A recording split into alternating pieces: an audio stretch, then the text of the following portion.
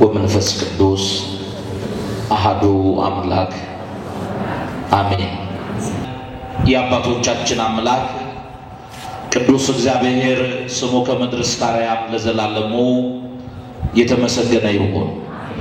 የእናታችን የእመቤታችን የቅድስት ድንግል ማርያም አማላጅነት፣ የመላእክቱ ጥበቃ፣ የቅዱሳኑ ጸሎት አይለየን። አንተ የኔ ነህ።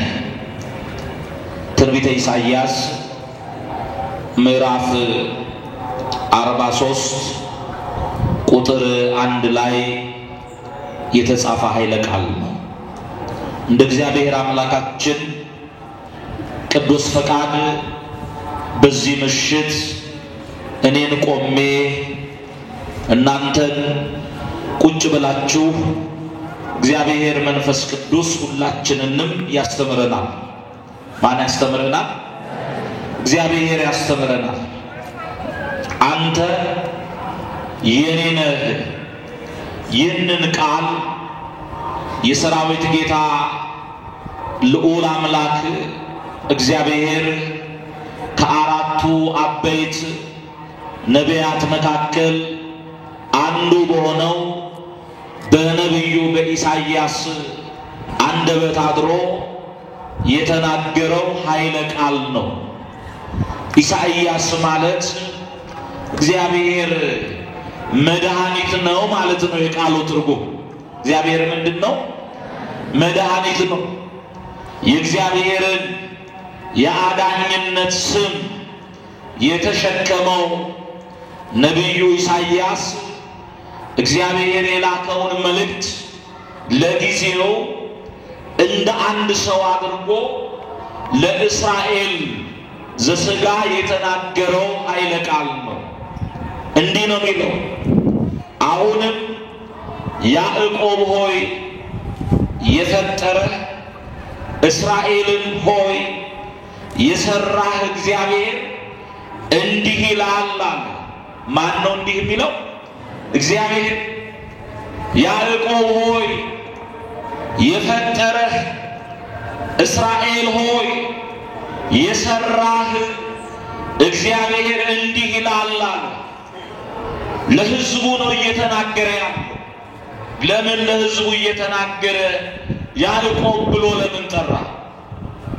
እስራኤል ብሎ ለምን ጠራ ቢሉ እስራኤላውያን እስራኤል የሚለውን ስም ያገኙት በአባታቸው በያዕቆብ ምክንያት ነው።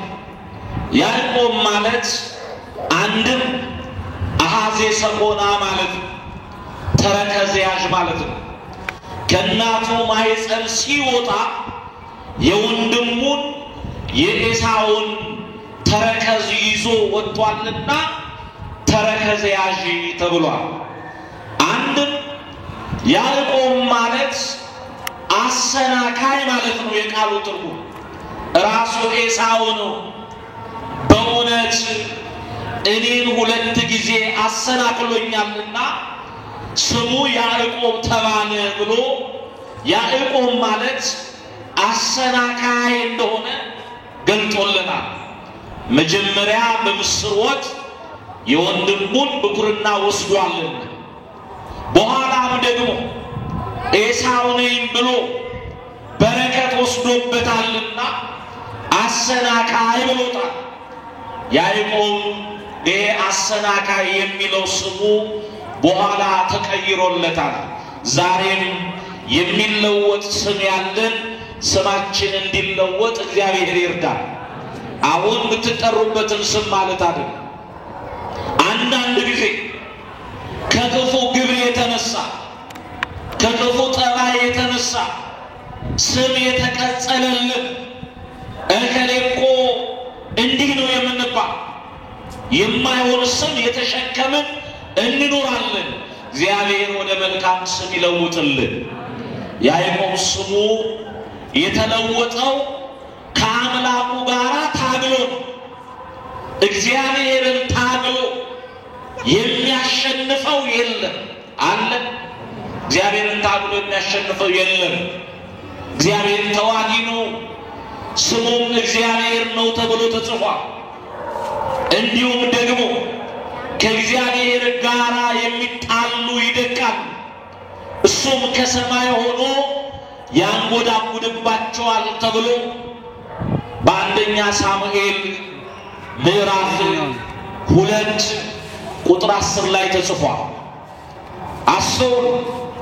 ያዕቆብ ግን እግዚአብሔርን ታግሎ በፍቅር አሸንፏል። የእግዚአብሔር ልጆች እኔና እናንተ የምናመልከው አምላካችን የሚሸነፈው በፍቅር ብቻ።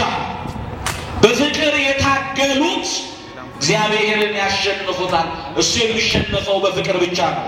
ለስም አጠራሩ ክብር ምስጋና ይግባ። በፍቅር የሚሸነፍ አምላክ ነው። ስለዚህ ታግሎ ሲያሸንፍ እግዚአብሔር ያዕቆብን እንዲህ አለ፣ ሰውንም እግዚአብሔርንም ታግለህ አሸንፈሃልና ስምህ እስራኤል ይባል አለ። ስምህ ማን ይባል? ያዕቆብ የሚለው ስም ተለውጦ ማተባለ እስራኤል ተባለ። ስለዚህ ያዕቆብ ሆይ የፈጠረህ፣ እስራኤል ሆይ የሰራህ እግዚአብሔር እንዲህ ይላል ብሎ በአባታቸው በያዕቆብ ሕዝቡን ጠርቷል። እግዚአብሔር በእስራኤል ነው እስራኤላውያን የተባሉት። የያዕቆብ የተለወጠው ስሙ ነው እስራኤል። እስራኤላውያንም በአባታቸው በያዕቆብ እስራኤል ተብለው ተጠርተዋል። እሱም አምላኩን ታግሎ አሸንፏል። እስራኤል ሆይ የሰራህ እግዚአብሔር እንዲህ ይላል አለ። የእሱ ብቻ አይደለም፣ የኔና የእናንተም ሰሪ ማን ነው? ዝም ያለኝ ሰው አለ? ማን ነው የሰራ? ማንም ራሱን የሰራ የለም። በኦሪት ዘፍጥረት ምዕራፍ 2 ቁጥር 7 ላይ እግዚአብሔር ሰውን ከምድር አፈር አበጀ፣ በአፍንጫውም የሕይወት እስትንፋስ እፍ አለበት፣ ሰውም ሕያው ነፍስ ያለው ፍጥረት ሆነ ተብሎ እንደተጻፈ ማለት ነው። ስለዚህ እኛንም የሰራን እግዚአብሔር። ስለዚህ እንዲህ አለው፣ እግዚአብሔር እንዲህ ይላል፣ አንተ የኔ ነህ። ምንድነው ርዕሳችን? ነገሩኝ። ርዕሳችን ምንድን? አንተ የኔ ነህ። በወንድ ቃል አንቀጽ ስለተገለጠ ሴቶች እናንተን የማይመለከት ሆኖ አይደለም። አንቺ የኔ ነሽ ይላል እግዚአብሔር። አንተ የኔ ነህ። በውሃ ውስጥ ባለፍክ ጊዜ ውሃው አያሰጥምህም አለ። ባዩ ማን ነው? እግዚአብሔር ነው። አንተ የኔ ነህ። እኔና እናንተ ሁላችን የእግዚአብሔር ነን። ሳይገባን የሱ ያደረገ እግዚአብሔር ስሙ የተመሰገነ ይሁን። አመስግኑት እግዚአብሔር። የማናችሁ የተባለው የእግዚአብሔር። አንዳንድ ሰዎች እኮ እኔን ቀላል አደረከኝ፣ የነከኔ ዘር ነኝ፣ የነከኔ ወገን ነኝ ሚሉ። አሁን እኔና እናንተ የተባልነው የማናችሁ ነው? የእግዚአብሔር። አንተ የኔ ነህ። በውሃ ውስጥ ባለፍክ ጊዜ ውሃው አያሰጥምህም አለ። ዛሬ በብዙ ነገር ልንሰጥም ነው፣ በብዙ ነገር ልንጠፋ ነው ብለን የምንሰጋ የምንጨነቅ ግራ የሚገባን ሰዎች እንኖራለን። እግዚአብሔር ግን አንተ የኔ ነህ። በውሃ ውስጥ ባለፍክ ጊዜ ውሃው አያሰጥምህም ብሏል። ተናጋሪው እግዚአብሔር ላያደርግ አይናገርም። ከተናገረ ደግሞ አያስቀርም፣ የሚፈጽም ነው። እስቲ ወደ ኋላ ሄደ እግዚአብሔር ለእስራኤል ያደረገውን እንመልከት። በያዕቆብ እስራኤል ተብለዋል ብለናል። እስራኤል ማለት ደግሞ የቃሉ ትርጉም አንድም ዕለት ዕለት አምላኩን የሚያይ ሕዝብ ማለት ነው። ማን ማለት? እስራኤል ማለት ዕለት ዕለት አምላኩን ምን እንዲህ የሚያይ ሕዝብ እኔና እናንተ ዕለት ዕለት እንኳ አምላካችንን የምናይ ነን። ወደ እሱ እጆቻችንን የምንዘረጋ ነን። የእግዚአብሔር ልጆች ኢትዮጵያውያን ኢትዮጵያ ሁልጊዜ እጆቻቸውን ወደ ማን ይዘረጋሉ? አቤት በሌላው ዓለም እኮ ይሄ የለም። ሁልጊዜ በአንደበታችን እግዚአብሔር አለ። ይህን ጸጋ የሰጠን እግዚአብሔር የተመሰገነ ይሁን። ጠዋት ከእንቅልፍ ስትነሱ፣ ሰው ስታገኙ፣ ሰላምታ ስትሰጡ እንደምን አደርክ እንደምን አደርሽ ስንል ወይም ስንባል ምን ብለን ነው መልስ የምንሰጠው? እግዚአብሔር ይመስገን። እንደገና እንደምን ዋልክ እንደምን አመሸህ ስንባል ወይ ሌሎችን ስንል ምንድነው የምንሰጠው መልስ? እግዚአብሔር ይመስገን። ይሄ ብቻ አይደለም። የታመመ ልንጠይቅ ስንገባ ምንድነው የምንለው? እግዚአብሔር ይማርህ ወይንም እግዚአብሔር ይማርሽ። ጠይቀን ስንወጣ አቤት እግዚአብሔር ጨርሶ ይማርህ ወይንም ይማርሽ። የወለደ ስንጠይቅ እንኳን ስንወጣስ ማርያም በሽልም። ይሄ አሁን ከቤተ ክርስቲያናችን ከሃይማኖታችን የወረስነው ትልቅ እሴት ትልቅ ጸጋ ነው። ትልቅ ሀብት ነው። በሌላው ዓለም የእግዚአብሔር ስም የሚጠራበት ሰላምታ የለም። የእግዚአብሔር ስም የሚጠራበት ጥየቃ የለም። ቀኑን ሙሉ የእግዚአብሔር ስም የሚጠራባት ከአምልኮ ስርዓት ውጭ በሰላምታ በመጠያየቅ ውስጥ ማንን እንጠይቃለን? ማንን እንጠራለን? እግዚአብሔርን እንጠራለን። እኛ እንኳን ቀኑን ብንረሳው ነዳያኑ ቀኑን ያስታውሱናል። ጠዋት ስንነሳ ካላንደሩ ነው ቀኑን ይነግሩናል አይደል? ሲማጸኑ ሲለምኑ ስንሰጣቸው ምን ይሉናል? መልሰው እግዚአብሔር ይስጥልን። ስለዚህ እስራኤል ማለት ዕለት ዕለት አምላኩን የሚያይ ሕዝብ የሚል ትርጉም አለው። እኔና እናንተ እስራኤል ዘነፍስ እንባላለን። ዕለት ዕለት አምላካችንን የምናይነን። እግዚአብሔር ከቅፏ ያውጣን። ሁል ጊዜ ስሙን እንደጠራን ይችን ጊዜያዊ ዓለም ተሰናብተን እስከንሄድ እግዚአብሔር ይርዳን። እስራኤል ማለት አንድ የእግዚአብሔር የበኩር ልጅ ማለት ነው። ኦሪት ዘጸአት ምዕራፍ 4 ቁጥር 22 ላይ እስራኤል ለእኔ የበኩር ልጄ ነው ይላል እግዚአብሔር። ስለዚህ እኔና እናንተ የእግዚአብሔር የበኩር ልጆቹ ነን። ስለዚህ አንተ የእኔ ነህ። በውሃ ውስጥ ባለፍክ ጊዜ ውሃው አያሰጥምህም አለ። እስቲ ለወገኖቹ ያደረገውን ወደ ኋላ ሄደን እንመልከት። በኢሳይያስ አድሮ በተናገረበት ዘመን ብቻ አይደለም ይህንን ለወገኖቹ ያደረገው። በኋለኛውም ዘመን እግዚአብሔር ለእስራኤል ያደረገው ታሪክ አለ። በኦሪት ዘጸአት ምዕራፍ 14 ቁጥር 14 ላይ አንድ የተጻፈ ቃል አለ። ያንን ቃል ከማየታችን በፊት እስራኤላውያን በግብፅ ምድር ለ430 ዓመት ኖረዋል። አንዳንድ ጊዜ ትምህርት ሲሰጥ እስራኤል በግብፅ ሀገር 430 የመከራ ዘመን ኖረዋል ይባላል። 430ም የመከራ ዘመን አይደለም። በምቾት የኖሩበት ተከብረው የኖሩበት ዘመን ነበር።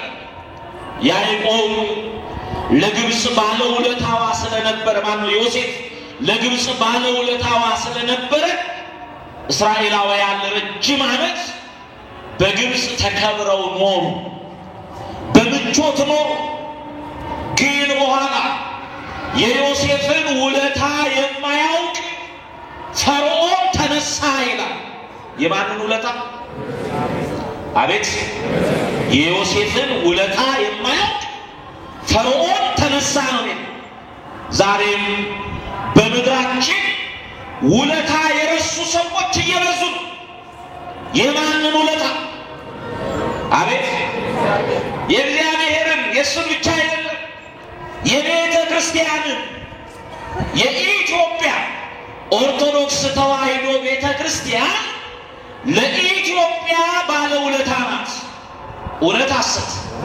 እውነት ትውልዱን በስነ ምግባር ቀርጻ በሃይማኖት አጽንታ ሀገሩን ወገኑን የሚወድ ትውልድ አፍርታ የኖረች ቤተ ክርስቲያን ናት። ውለታዋን የረሱ በዘመናችን የሀገር ዳር ድንበር ያስጠበቀች የቃል ኪዳኑን ታቦት ይዛ ዘምታ ለኢትዮጵያ ዋጋ የከፈለች እንደ ትምህርት ሚኒስቴር ሆና በማስተማር እንደ ጤና ጥበቃ ሆና በጸበሏ በመስቀሏ እየፈወሰች ኧረ ምን ያባደረገችው ነገር አለ? ለዚች ሀገር ምን ያልዋለችው ውለታ? ዛሬ አንዳንዶች የቤተ ክርስቲያን ውለታ ረስተዋል። ቤተ ክርስቲያንን ባቀናችሁ ሀገር ስደተኛ ለማድረግ የተነሱ ውለታዋን የረሱ ግን አንድ እውነት ልንገራችሁ፣ ቤተ ክርስቲያን የወዲት ጉዲትን አልፋለች። ቤተ ክርስቲያን ግራኝ አህመድን አልፋለች። ቤተ ክርስቲያን በየዘመናቱ የተነሱትን አላውያንን አልፋለች። እነሱ የሉም። ቤተ ክርስቲያን አለች። ዛሬም የሚገፏት ቢኖር ነገ ያልፋሉ። ቤተ ክርስቲያን ትቀጥላለች። ለምን? መሰረቷ ጉልላቷ ኢየሱስ ክርስቶስ ነው። በደሙ የዋጃት የመሰረታት ያጸናት እሱ ነው። እንዲህ ብሎ ቃል ገብቶላታል። የገሃነም ደጆች አይችሏትም። ነገሩኝ ቃሉ የገሃነም ደጆች ምን አይሏት? ነገሩኝ እንደገና ምን አይሏት? አይነኳትም አይደለም ያለው፣ አይፈትኗትም አይደለም ያለው፣ ጠላት አይሆኑባትም አይደለም ያለው። ይፈትኗታል፣ ይነኳታል፣ ይገፏታል፣ ግን አይችሏትም። መሰረቷን ጉልላቷን እሱ ነውና ለስም አጠራሩ ክብር ምስጋና ይግባው። የረሳ ፈርዖን ተነስቶ በግብፅ በእስራኤላውያን ላይ መከራ ጸናባቸው። በልጆቻቸው ደም ጭቃ ረገጡ፣ ፒራሚድ ሰሩ። ከደማቸው ከእንባቸው ጋር እንጀራ በሉ። የነ ራሔል እንባ የነ ራሔል ጩኸት ጸባዖት ደረሰ። እግዚአብሔርም የሕዝቤን መከራ በእውነት አየሁኝ አለ። እኛንም በምህረት አይኑ ይየን፣ ኢትዮጵያውያንን በምህረት አይኑ እግዚአብሔር። ዛሬ ጥሩ ነገር አይሰማም፣ ጥሩ ነገር አይታይም። የሕዝቤን መከራ አየሁ አለ። ዛሬ በረሃብ ጎዳና ላይ የወደቁትን እግዚአብሔር ያያቸው። በመጠለያቸው ሜዳ ላይ የወደቁትን በብዙ ፈተናና መከራ ውስጥ ያሉትን የሕዝቤን መከራ አየሁ። ላድናቸውም ወረድኳል። የሚወጣ የሚወርድ ሆኖ አይደል፣ ሕዝቡን ለማዳን መወሰኑን እግዚአብሔር ተናገረ። በግብፃውያን ላይ 9 ታላላቅ መቅሰፍት 10ኛ መቶ በኩር አድርጎ ሕዝቡን እግዚአብሔር ከባርነት ቤት ነፃ አወጣ። ለስም አጠራሩ ክብር ምስጋና ይግባው። ሕዝቡን እግዚአብሔር ከፈርዖን እጅ ሕዝቡን ከግብፅ ባርነት ነፃ አወጣ።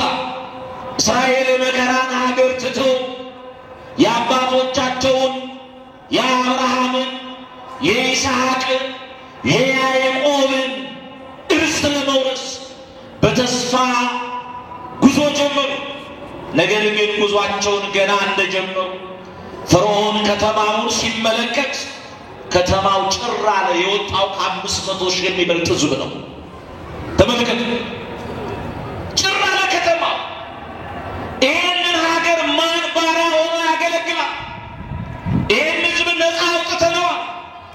እንደገና መልሰን በባርነት እንያዘዋል። ይሰማል። እግዚአብሔር ልጆች ለሕዝቡ ነፃነት የሰጠ ማን? አሁን እንደገና መልሰን ባሪያ እናድርግ ደግሞ እያለ ያለው ማን ነው? ፈርዖን ነው።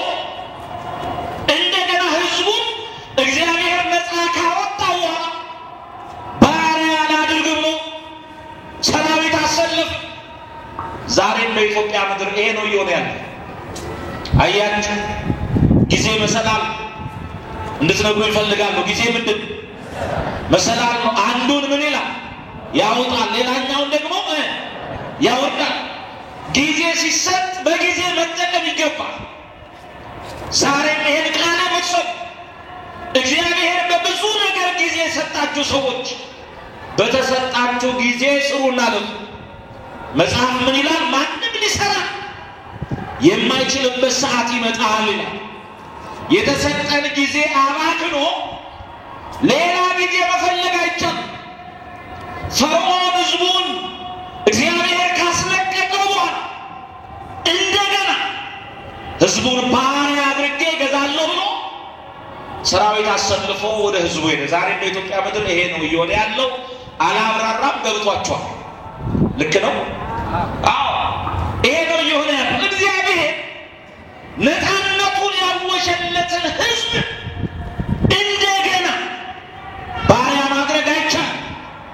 ይቻላል? ባሪያ ለማድረግም የሚያስብ ካለ የዚህን የፈርዖንን ታሪክ ማዳመጥ ወይም ማየት ብቻውን በቂ ነው። ሰራዊት አስከትቶ ሕዝቡም ተከተል። እስራኤል ወደ ተስፋይቱ ምድር ለመሄድ በጉዞ ላይ ናቸው። ከኋላ ሲያዩ ጠላት እየመጣ ወደፊት ጉዞ ቀጠሉ። የኤርትራ ባህር ሞልቶ ያነገንጋል። መሻገሪያ የለም። ወደ ግራ እንሄዳለን ሲሉ ሸለቆን፣ ወደ ቀኝ እንሄዳለን ሲሉ ተራራ ነው። መንገዳቸው በፈተና የተከበበ ሆነ። ዛሬም ሕይወት እንዲሆነብናል።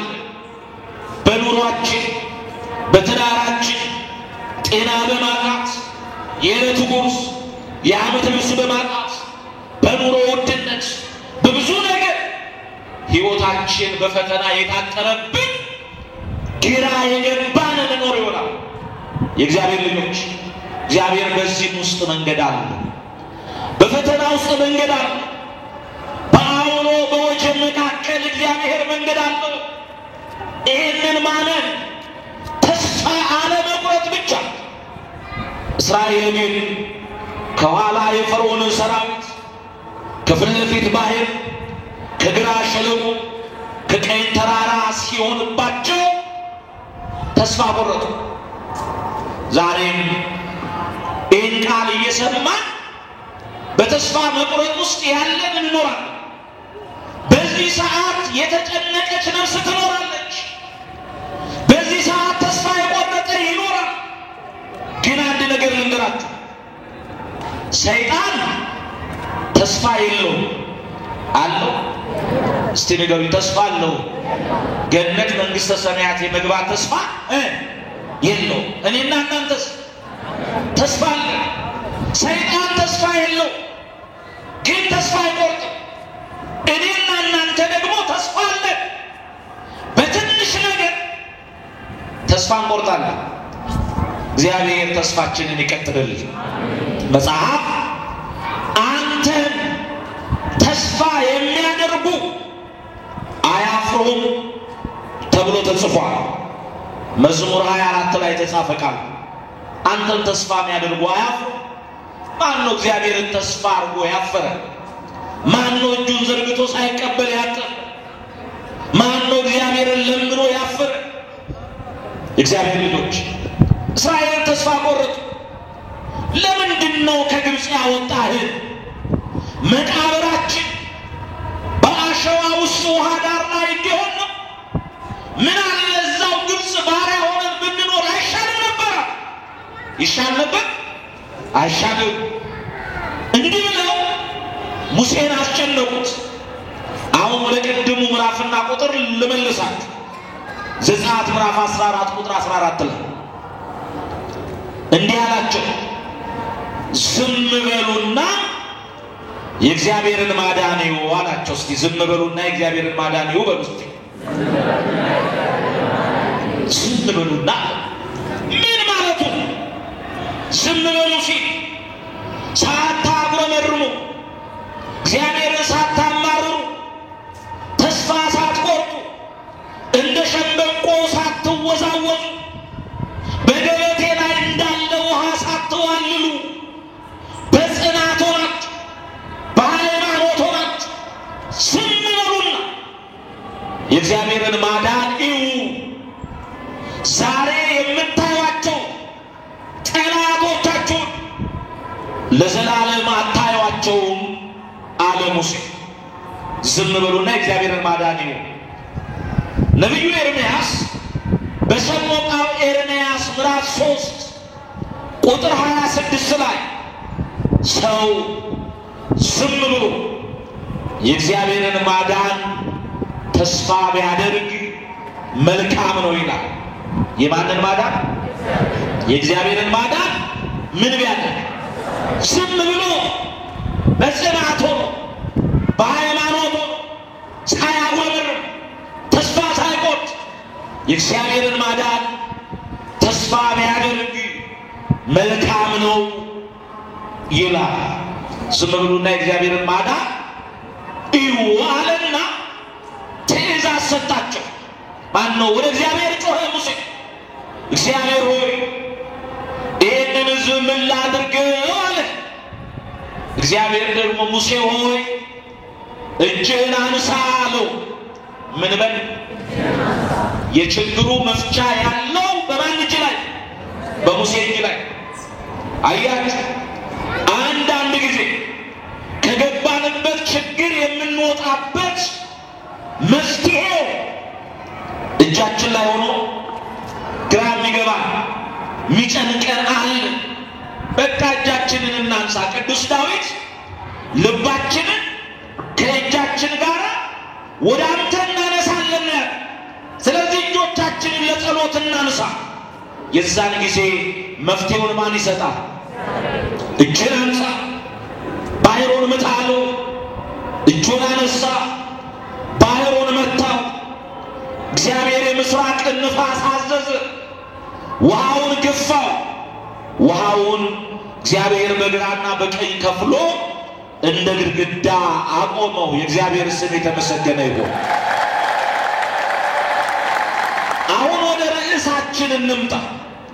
እግዚአብሔር ምንድነው ያለው ለእስራኤል? እስራኤል ሆይ የፈጠረህ እግዚአብሔር እንዲህ ይላል፣ አንተ የኔ ነህ። የማን ነህ? የኔ ነህ። በውሃ ውስጥ ባለፍክ ጊዜ ውሃው አያሰጥምህም ነው ያለው። ውሃውን እንደ ግድግዳ ከፈለና እግዚአብሔር ሕዝቡን በውሃ መካከል አሻገር። የመጨረሻው የእስራኤል ሰው ውሃውን ልቆ ወጣ።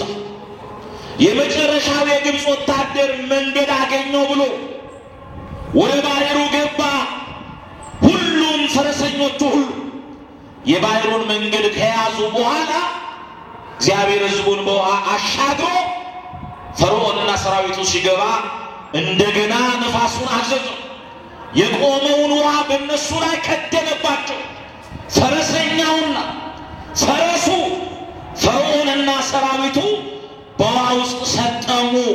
እስራኤል በማዶ ሆነው ንሴብሖ ለእግዚአብሔር ስቡሐ ዘተሰብሐ ብለው እነ ማርያም የሙሴ እህት ማርያም ከበሮ ይዘው በእግዚአብሔር ፊት እግዚአብሔር ተዋጊ ነው ስሙም እግዚአብሔር ነው እያሉ ለእግዚአብሔር የድል ምስጋና አቀረቡ። ለስም አጠራሩ ክብር ምስጋና ይግባው።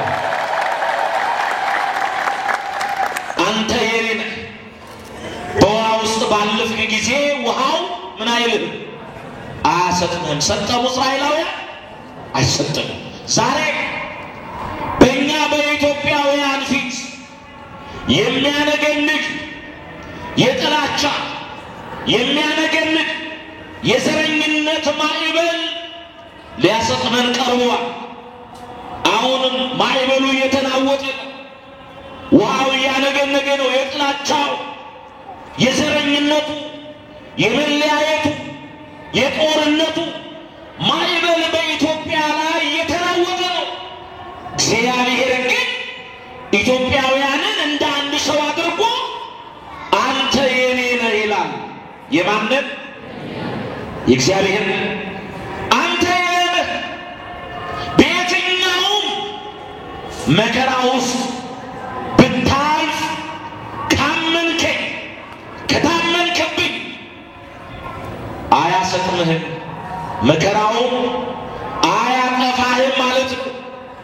እስቲ ለእስራኤል የተደረገውና ለእኔና ለእናንተ የተደረገውን እያነጻጸርን እንመልከት። እስራኤልን እግዚአብሔር ነፃ ያወጣው ከፈርዖን እጅ ነው። ከማን እጅ ነው? ከፈርዖን እጅ።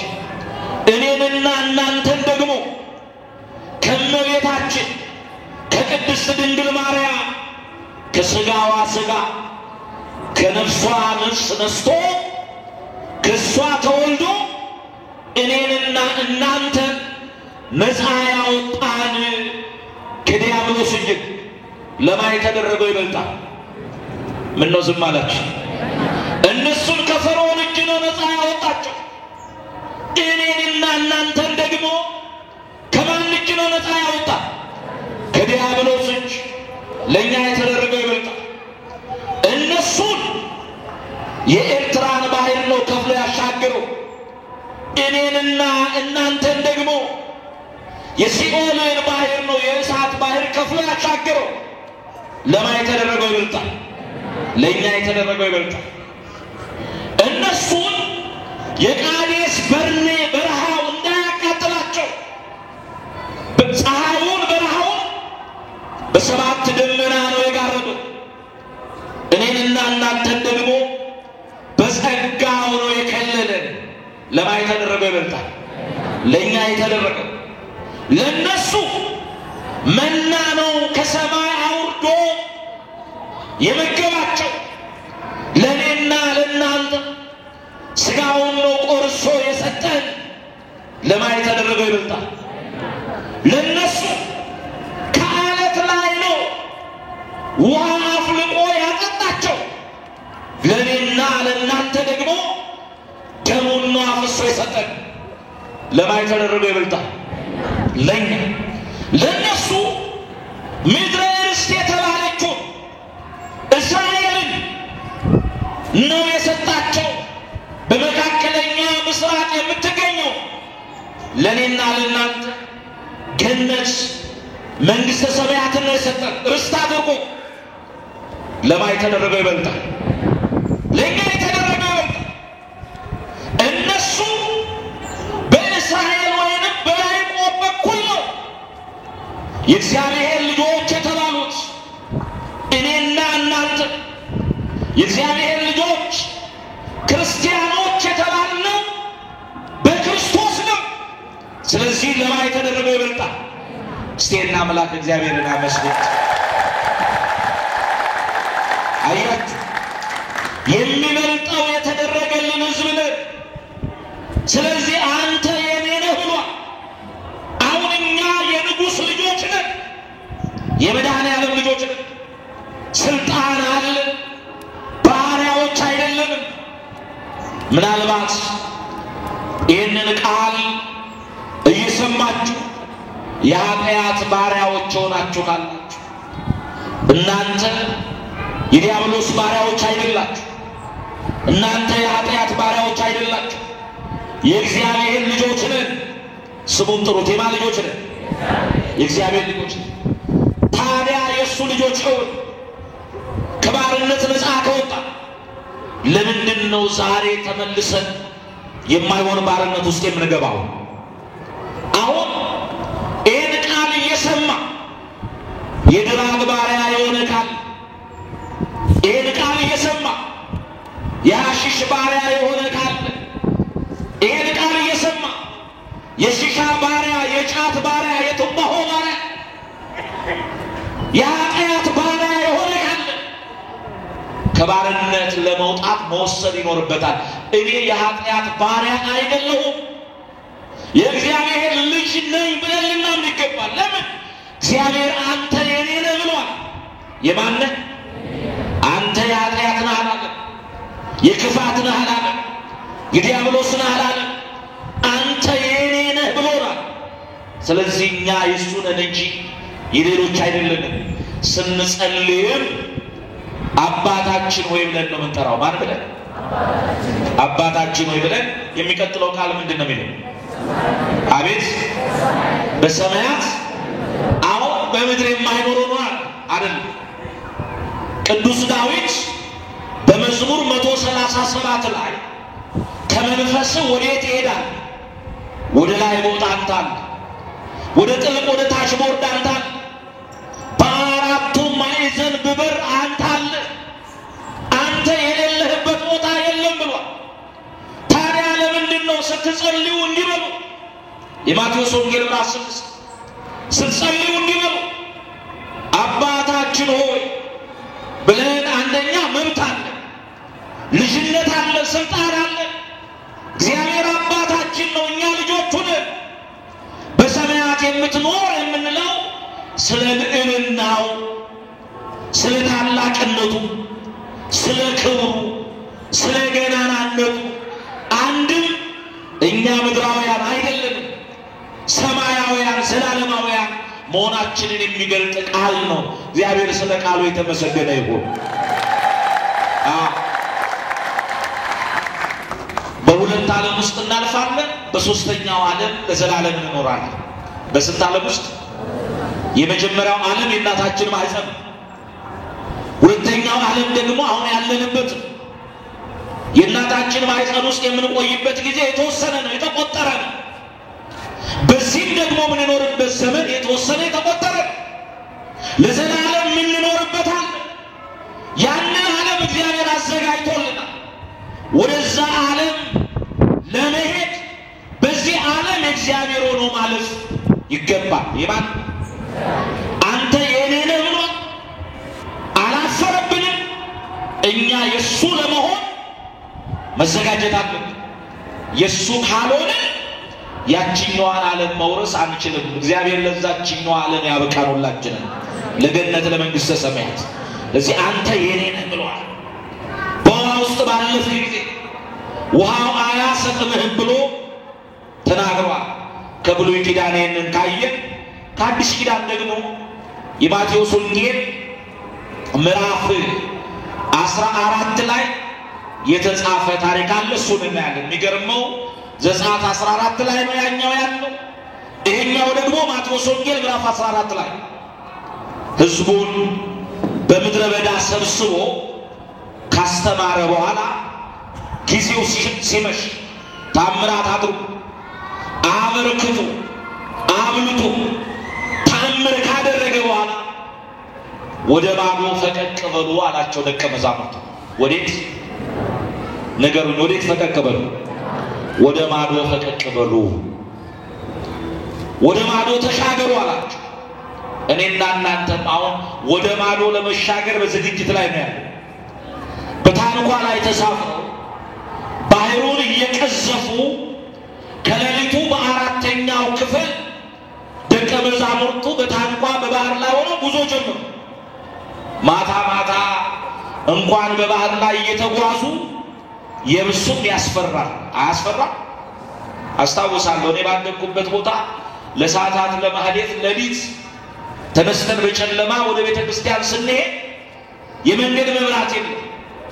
ጨለማ ስለሆነ ቀን የምናውቀው ቋጥኝ በጨለማ ውስጥ የሆነ የቆመ አውሬ ይመስላል።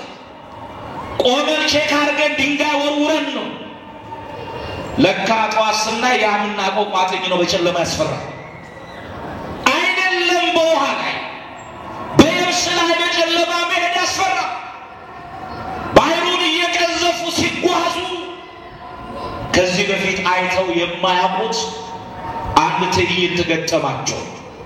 በባህር ላይ በጨለማ ውስጥ ከፊታቸው አንድ በኋላ እየተራመደ የሚመጣ ሰው አዩ።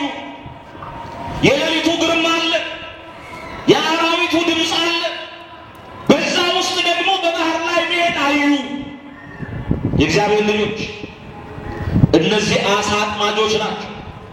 የውሃን ጠባይ ያውቃሉ። ብዙ ጊዜ በውሃ ልምምድ አላቸው። ግን አንድም ቀን ሰው በውሃ ላይ ሲሄድ አይተዋል አላችሁ? በቃሉ ጋር በውሃ ላይ ሰው ሲሄድ አይተዋል። ፈሩ። በገሊላ ሳለ ከሰው ላይ ያሳደርነው ክፉ መንፈስ ሊገለብጠን ሊያጠፋን መጣን ነው። በፍርሃት ሲጨነቁ ያ በውሃ ላይ እየተራመደ በጨለማ ወደ እነሱ የሚመጣው አይዟችሁ አትፍሩ እኔ ነኝ አላቸው። ኢየሱስ ክርስቶስ ነው። ለስም አጠራሩ ክብር ምስጋና ይግባው። አይዟችሁ ምን አትበሉ፣ አትፍሩ።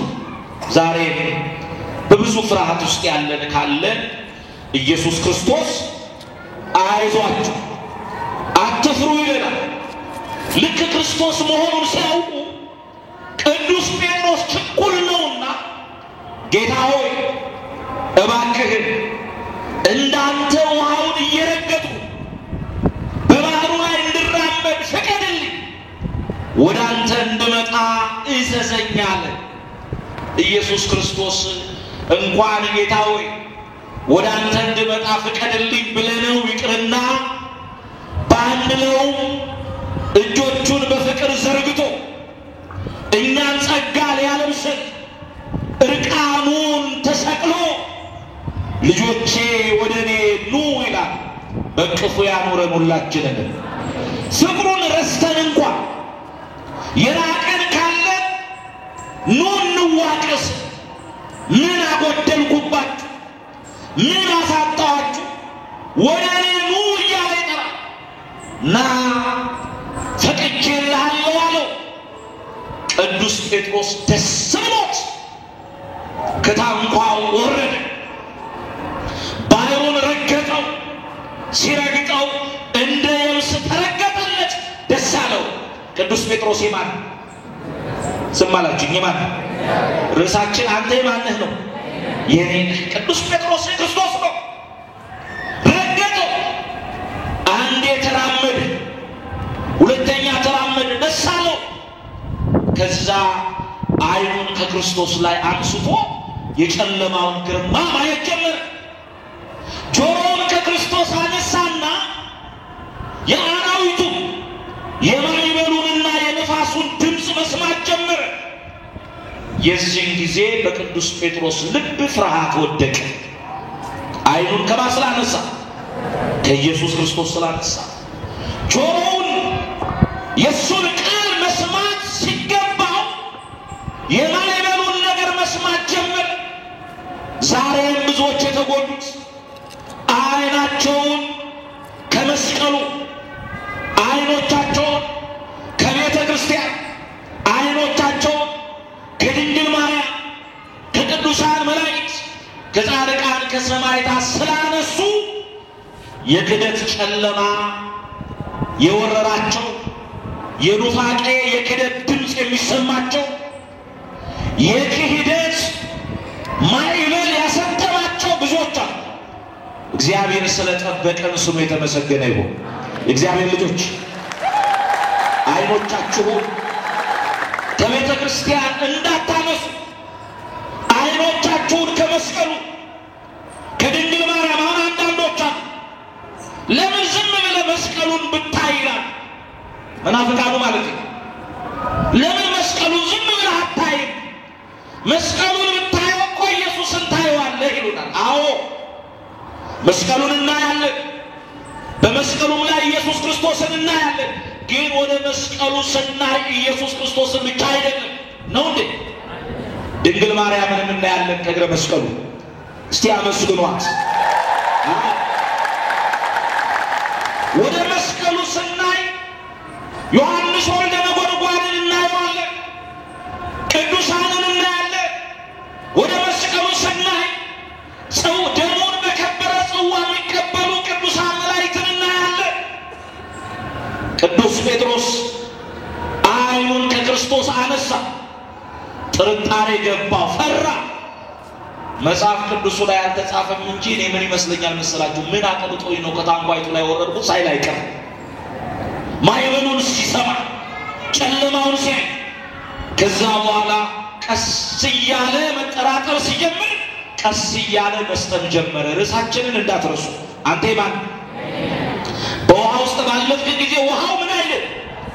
አያሰጥምህም። ተመልከቱ። ቀስ እያለ ውሃው ጉልበቱ ላይ ወገቡ ላይ ሲደርስ እየሰጠመ መሆኑ ገባው። አሁን አንዳንዱ በኃጢአት በበደል በክፋት እየሰጠመ መሆኑ የማይገባው ሰው አለ። እየሰጠመ መሆኑ የማይገባው የእግዚአብሔር ልጆች፣ እኛ የእግዚአብሔር ኃጢአትን እንጂ እግዚአብሔር ኃጢአተኛን አይጠላም። ስለዚህ አሁንም በኃጢአት ውስጥ እየሰጠምን ያለን ካለ አንተ የኔ ነህ። በውሃ ውስጥ ባለፍክ ጊዜ ውሃው አያሰጥምህም ይላል አምላካችን። ወገቡ ላይ ሲደርስ ጌታ ሆይ አድነኝ ብሎ ጮኸ። ምን በለኝ አለ? ጌታ ሆይ ምን በለኝ? አድነኝ። እግዚአብሔር ከዚህ ክፉ ዘመን ያድነን። በዓለማችን ላይ ከምናየው ከምንሰማው ከመጥፎ ነገር እግዚአብሔር ሕዝባችንን ያድንልን። ጌታ ሆይ አድነኝ ብሎ ጮኸ። የዛን ጊዜ አንተ እምነት የጎደለ ስለምን ትጠራጠራለህ ብሎ እጆቹን የያዘው ለምን? ቅዱስ ጴጥሮስ የክርስቶስ ነው። አንተ የኔ ነህ፣ እኛም የሱ ነን። እየሰጠምን ያለን ካለን ዝም ብለን ሰጥመን እስከምናልቅ አንጠብቀው። ጌታ ሆይ ምን በለኝ እንበል? አድነኝ እንበል። የእግዚአብሔር ልጆች እግዚአብሔር የሚነግረንን ቃል አምነን እንድንሰማ እግዚአብሔር ይርዳል። አሜን በሉ። ልጁ እንደናንተ ጉባኤ ተማሪ ነው። ልክ ለዛ ሰው ምሳሌ የሚሆነው የዚህ ደብር ሕዝብ ለወንጌል ያላችሁን ፍቅር ሩቅ ሀገርም ቢሆን ዛሬ የቴክኖሎጂ ዘመን ስለሆነ ሁሉ ነገር ቅርብ ነው አይደለም? ጉባኤያችሁን አውቀዋል። በአካልም ደግሞ የሁለተኛ ቀን መጥቻለሁ። ዛሬ ሌላ ትልቅ ጉባኤ በከተማው ላይ ያለ እዚህ ያለው ሕዝብ ደግሞ ቀላል አይደለም። እንዲህ ለወንጌል ያተጋችሁ እግዚአብሔር መጨረሻችሁን ያሳምር። እስቲ እግዚአብሔርን አመስግኑት። እና ጉባኤው ከልቡ ነው የሚሰማው። ግን የሚመጣው ከሩቅ ቦታ መምህሩ የሚያስተምሩበት ቦታና እሱ ያለበት ቦታ መሃሉ ትልቅ ሐይቅ አለ። በሌላ መንገድ ዞሮ ጉባኤ ተምሮ እንደገና በሌላ መንገድ ዞሮ መሽቶበት እኩለ ሌሊት ነው ቤቱ የሚገባው። አንድ ቀን መምህሩ ሲያስተምሩ እምነት ካለ ውሃውን ብንረግጠው ይረገጥልናል፣ ረግጠን መሻገር እንችላለን፣ እምነት ቢኖረን ይሄን እናደርጋለን እያሉ ሲያስተምሩ ከልቡ ሰሙ። ልክ ጉባኤ ጨርሶ ሲሄድ ለምንድን ነው እኔ እስከ ዛሬ ድረስ ያን ሁሉ መንገድ ዞሬ ወደ ቤቴ ከሚሄድ በአቋራጭ በሐይቁ ላይ እኮ ብራመድ እቤቴ ደርሳለሁ፣ እምነት ስለጎደለኝ ነው። እግዚአብሔር ሆይ እምነት ስጠኝ፣ በመዞር አልደክምም ብሎ አማትቦ ጉዞ ጀመረ። ምኑ ላይ ነገሩኝ? ምኑ ላይ? ከዛ ባህሩን ሲረግጠው ተረገጠለት። እንደ ቅዱስ ጴጥሮስ አልተጠራጠረም። አንተ የኔ ነህ፣ በውሃ ላይ ባለፍክ ጊዜ ውሃው አያሰጥምህም የሚለውን አምኖ ጉዞ ጀመረ። ምንም በቃ ማይበልም ምንም የለም፣ ተሻግሮ ቤቱ ደረሰ። ከዛ እንዴት ዛሬ በጊዜ መጣ አለችው ባለቤቱ። እስከ ዛሬ እምነት አጥቼ ነው እያመሸው መመጣው። መምህሩ እንዲህ ብሎ አስለባ፣ እግዚአብሔር ሆይ እምነት ጨምርልኝ ብዬ ውሃውን ስረግጠው ተረገጠልኝ፣ ተሻገርኩኝ አላት። አይ እንዲህ ያለ መምህርማ ካለ ቤታችንን መባረክ አለበት፣ ነግረህ ነገ ወደ ቤት ይዘህልኝ ና ብላ ላከች። ሄዶ አባቴ ባለቤቴ ቤታችንን መጥተው ይባርኩ ብላለች፣ ይምጡ እቤት ጋብዦታለሁ አለ። እሺ አብረን እንሂድ ብለው ጉዞ ጀመሩ። ከዛ ሲመጣ ይዟቸው ባህሩ አጠገብ ደረሰ። የት አለ መንገዱ ሲሉ በዚህ ነው የምናልፈው። እንዴት በዚህ እናልፋለን አሉት። አይ በዚህ ነው የምናልፈው። አልፈታታለህ? አዎ። መቼ? ባለፈው እርሶ እንዲህ ብለው አስተምረው ለምንድን ነው ማላልፈው ብዬ ረግጬው አለፉ። ቅድምም ልጠራዎት የመጣሁት በዚህ ላይ ነው። ረግጬው ተሻገርኩ። ኑ እንሻገር አላቸው። አይ ልጄ እኛ እናሻግራለን እንጂ አንሻገርም አሉት ይባላል። የእግዚአብሔር ልጆች ይሄ ምሳሌ ለምን አመጣ? ያ ልጅ በመምህሩ ትምህርት ተጠቅሟል አልተጠቀመም? ተጠቅሟል። እናንተ ምናልባት በእኛ በአገልጋዮች ጉድለት፣ ድካም፣ ስንፍና ብታዩ ወንጌል በአንድ አገልጋይ አይለካም። ቤተ ክርስቲያን በአገልጋዮች አትለካም። አሁን አንዳንዶች የኢትዮጵያን ኦርቶዶክስ ተዋሕዶ ቤተ ክርስቲያን ከግለሰብ ጋር ያገናኟል። የእናንተ ካህናት እንዲህ ናቸው፣ ዲያቆናቱ እንዲህ ናቸው፣ ነከሌ እንዲህ ናቸው ይላሉ። በየዘመናቱ ሁሉ ፍጹም አይሆንም። በአንዱ ድክመት ደግሞ ሁሉ አይነቀፍም። ይነቀፋል። ለምሳሌ በሐዋርያት ጉባኤ እኮ ይሁዳ ነበር። ይሁዳ ስለነበር የሐዋርያት ጉባኤ ይነቀፋል። በሊቃውንት ጉባኤ አርዮስ ነበር። በአርዮስ ምክንያት የሊቃውንት ጉባኤ ይነቀፋል። በመላእክት መካከል ሳጥናኤል ነበር። በሱ ምክንያት የነ ቅዱስ ገብርኤል የነ ቅዱስ ሚካኤል የቅዱሳን መላእክት ህብረት ይነቀፋል። አይነቀፍም። ስለዚህ እግዚአብሔር ልጆች እናንተ የእግዚአብሔር ናችሁ። እግዚአብሔር በአገልጋዮቹ የሚነግራችሁን ሰምታችሁ ተጠቀሙ። አንተ የኔ ነህ። በውሃ ውስጥ ባለፍክ ጊዜ ውሃው ምን አይልህ? አያሰጥምም። የሚቀጥል ቃል አለ። በውሃ ውስጥ ባለፍክ ጊዜ ውሃው አያሰጥምም።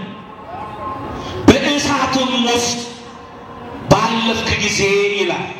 በምን ውስጥ? እስቲችን አይተን ትምህርታችንን እንሰብስብ። በእሳት ውስጥ ባለፍክ ጊዜ ነበልባሉ አይፈጅህም፣ እሳቱም አያቃጥልህም ይላል። ባዩ ማን ነው? እግዚአብሔር። ለምን? አንተ የኔ ነህ። በእሳት ውስጥ ባለፍክ ጊዜ እሳቱ አያቃጥልህም ብሏል ቅዱስ ዳዊት በመዝሙር 65 ቁጥር 12 ላይ በእሳትና በውሃ መካከል አሳለፍከናል። በምንና በምን? በእሳትና በውሃ መካከል ምን አልከናል? አሳለፍከን። አንድም በውሃ ሲል ቅድም የተረክነው እስራኤላውያንን ታሪክ ነው። በእሳትም ውስጥ አሳለፍከን አለ። አንተ በውሃ ውስጥ ባለፍክ ጊዜ ውሃው አያሰጥምም። በእሳትም ውስጥ ባለፍክ ጊዜ ነበልባሉ አይፈጅህም። የእስራኤል ቅዱስ እኔ ከአንተ ጋር ነኝና ይላል። ስለዚህ እግዚአብሔር ከማን ጋር? ከእኛ ጋር ነው። በቀደም ያከበርነው በዓል አለ። ታሪኩን የዛ ቀን ስትሰሙ ውላችኋል። ቂርቆስና ኢየሉጣ ወደ ነበልባል እሳት ተጥለዋል። እናት ስትፈራ ልጄ እናቴ ሆይ አትፍሪ፣ አናንያ አዛርያን ሚሳኤልን ከእሳት ያወጣ ያዳነ እኛን ምን ይለናል? አቤት። አሁን አንዳንድ ሰዎች እንዴት የ3 ዓመት ሕፃን እንዲተናገረ ቢሏል። በእኛ ዘመን ፈጣን የሆኑ 3 ዓመት ሕፃናት በደንብ ይናገራሉ አይደል? በዚህ ዘመን እንደውም ከትልልቆች በላይ ይናገራሉ። አሁን ቅዱስ ቂርቆስ የተናገረው በመንፈስ ቅዱስ ጸጋ ተካይቶ ነው። በመዝሙር 8 ላይ ከሕፃናትን ከሚጠቡት አንደበት ለራስ ምስጋና ምን አልክ? አዘጋጀ ተብሏል። እግዚአብሔር ካለ እንኳን የ3 ዓመት ልጅ ይቅርና የበለዓም አህያ በሰው አንደበት ተናግሯል። እውነት አሰብ ተናግሯል። የቢታንያ ድንጋዮች አንደበት አውጥተው ያመሰግኑኛል ብሏል። እግዚአብሔር የሚሳነው ነገር የለም አለ የለም። አሁን ቂርቆስና ኢየሉጣ ሲጸኑ ቅዱስ ቂርቆስ ምሳሌ ያደረገው የማንን ሕይወት? አቤት የማንን ሕይወት ምሳሌ ያደረገ? የአናንያ የአዛርያን የሚሳኤልን ሕይወት ነው። እነሱን ያዳነ እኛን ያድነን። እኛ ኦርቶዶክሳውያን ለመንፈሳዊ ነገር ምክንያት የምናደርገው የቅዱሳኑን የጻድቃኑን ሕይወት ነው። ለምሳሌ መጽሐፍ ቅዱስ ጥሬ ቃል ነው። ጾሙ ነው የሚለው፣ ጸልዩ ነው የሚለው። ስጋን የሚገሉትን አትፍሩ፣ ነፍስንም ስጋንም መግደል ብቻ ነው ፍሩ እያለ እንዲህ አድርጉ እንዲህ አታድርጉ ነው የሚለው መጽሐፍ ቅዱስ። ወደ ገድላት ደግሞ ስንሄድ ጾሙ የሚለውን የወንጌል ቃል በተግባር ጾመው ያሳዩን የቅዱሳንን ሕይወት ያሳየናል። ተጋደሉ የሚለውን የወንጌልን ቃል ተጋድለው በጾም በጸሎት ዲያብሎስንና ሰራዊቱን ድል ነስተው በተግባር ያሳዩናል። ስለዚህ ገድል ማለት የመጽሐፍ ቅዱስ ትርጉም ማለት ነው። በመጽሐፍ ያለውን ቃል በሕይወታቸው ተርጉመው ያሳዩን የቅዱሳንን ሕይወት ነው የሚያሳየን። አሁን አንዳንድ ሰዎች እኛ የቅዱሳንን ሕይወት ምሳሌ ያደረግን ስናስተምር ሞኝነት ይመስላቸዋል። ቅዱስ ጳውሎስ ስለ ሃይማኖት ወይንም ስለ እምነት ለማስተማር በዕብራውያን ምዕራፍ 11 ላይ ከአቤል ጀምሮ የብዙ ሰዎችን ሕይወት ምሳሌ እያደረገ አስተማረ። አቤል በእምነቱ ለእግዚአብሔር መስዋዕት አቀረበ። ሄኖክ አካሄዱን ከእግዚአብሔር ጋር አደረገ። ኖህም ይሄን አደረገ። አብርሃም ይሄን አደረገ እያለ የቅዱሳኑን ሕይወት ይተርክና ጊዜ ሲያጥርበት ስለ ባርቅ፣ ስለ ሶምሶን፣ ስለ ዮፍታሔ፣ ስለ ሌሎቹ እንዳልተርክ ጊዜ ያጥርብኛል አለ። ምን ያጥርብኛል? ጊዜ ቢኖረኝ የእነሱን ሕይወት ምሳሌ አድርጌ አስተምራቸው ነበር ማለት ነው። ስለዚህ የቅዱስ ቂርቆስ የሌሎች የቅዱሳንን ሕይወት ምሳሌ አድርገን ብንማር ወንጀል አይደለም። ይህንን ጸጋ የሰጠን እግዚአብሔር የተመሰገነ ይሁን። ስለዚህ አናንያ አዛርያ ሚሳኤልን ያዳነ እኛን ያድነናል ብሎ አምኖ እናቱን አትፍሪ ብሎ ወደ እሳት ይዞ ገባ። ቅዱስ ገብርኤል ከሰማይ ወረደ፣ እሳቱን ወደ ውሃ ለወጠው። የእግዚአብሔር ስም የተመሰገነ ይሁን። አንተ የኔ ነህ። በውሃ ውስጥ ባለፍክ ጊዜ ውሃው ምን አይልም? አያሰጥምህም፣ ነበልባሉም አይፈጅም። ስለ እሳቱ ብዙ ነገር ማንሳት ይቻል ነበር፣ ግን ከፍተኛ ነፋስ አለ። ዝማሬው ሳይዘመር ዝናቡ እንዳይመጣ የሰማነውን ቃል እግዚአብሔር በልቦናችን ያሳድርብን። ወስብሐት ለእግዚአብሔር። ይቆየን።